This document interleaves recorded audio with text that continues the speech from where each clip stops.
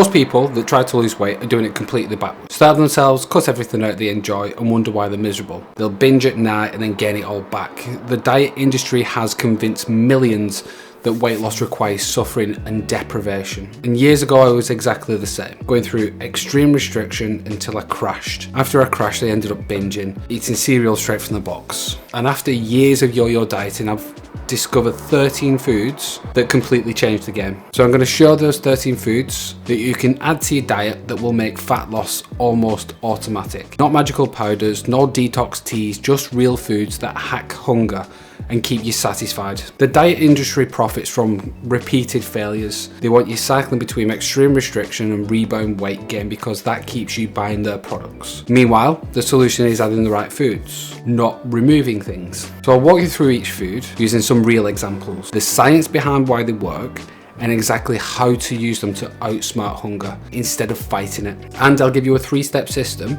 to implement these foods without overwhelming yourself, and a mindset shift that might just stop you from falling for the diet industry's manipulation. The diet industry has convinced you that snacking is evil and that you need willpower to resist craving, and they'll sell you this expensive portion control snack in tiny packages and ignore food that naturally control portions through volume. I once tried to see how much popcorn I could eat in one sitting, and 3 hours later I could barely eat 2,000 calories. I honestly felt like I was going to explode. But you compare that to 2,000 calories worth of pizza, not even a full Domino's, and 10 minutes later you're ready for more. The snack food industry doesn't want you to know this because popcorn costs pennies compared to those processed alternatives. They only profit when you choose those calorie dense snacks that never satisfy you longer than 10 minutes. Pop popcorn gives you a massive volume for minimal calories. You can eat until you're stuffed and still be in a deficit. It's almost physically impossible to overeat plain popcorn. Your stomach just taps out.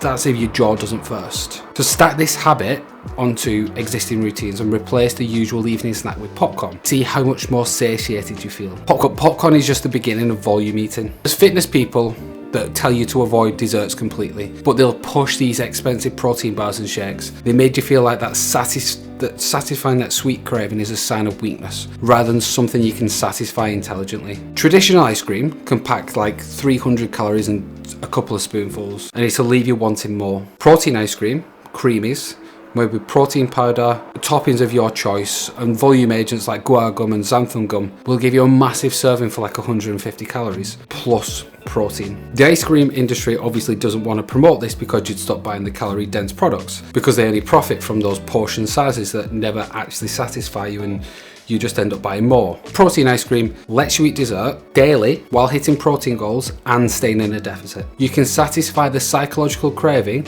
for something sweet, cold, and actually supports your fat loss goals. Cravings for dessert is normal. You should satisfy that craving rather than try to fight it. Regular ice cream is like fool's gold. Looks valuable, leaves you bankrupt. Protein ice cream is a real treasure that actually pays dividends. And speaking of satisfying cravings, let's talk about the ultimate hunger killer. The cholesterol fear-mongering of past decades has made people avoid eggs. The current whole foods only movement makes people think egg whites are somehow inferior. Both approaches ignore the incredible satiety of pure protein. But try eating 50 eggs in a day. That's 200 grams of protein for under 800 calories, and you will physically tap out long before you overeat.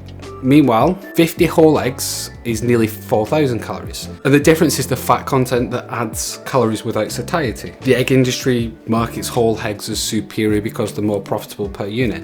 But for fat loss, the yolks add calories without adding significant satiety. Not that whole eggs are bad, egg whites are better for fat loss. Egg whites give you maximum protein and satiety for minimal calories. You can make massive omelettes, scramble them, add them to other dishes for volume, and you'll get the protein without the calorie density. So take responsibility for choosing foods based on the current goals rather than the abstract notion of what's natural or whole. Egg whites are like premium petrol for your car. It's like the pure fuel without the additives that slow you down. But what about when you want something a bit more substantial? The seafood industry markets expensive exotic fish while overlooking one of the most cost-effective, protein-dense options available. People avoid shrimp, thinking it's expensive or difficult to prepare, but shrimp is literally just almost pure protein. It's about 20 grams per 100 calories. You can eat a massive pile and barely make a dent in your calorie budget. Compare that to ground beef at the same calories and you get a tiny portion that leaves you just wanting more. The processed food industry would rather you choose their protein bars, their shakes, because they're more profitable than simple whole foods. The simple whole food proteins like shrimp. Frozen shrimp is affordable. It will cook in minutes. It gives you restaurant quality protein for minimal calories. You can season it however you want. The protein and the volume will keep you satiated. And you can reduce this friction by buying pre-cooked frozen shrimps. Remove the barriers to making good choices. Shrimp is like getting a VIP seat at protein prices. Maximum satisfaction for the calorie investment. Now let's talk about the drinks that change everything.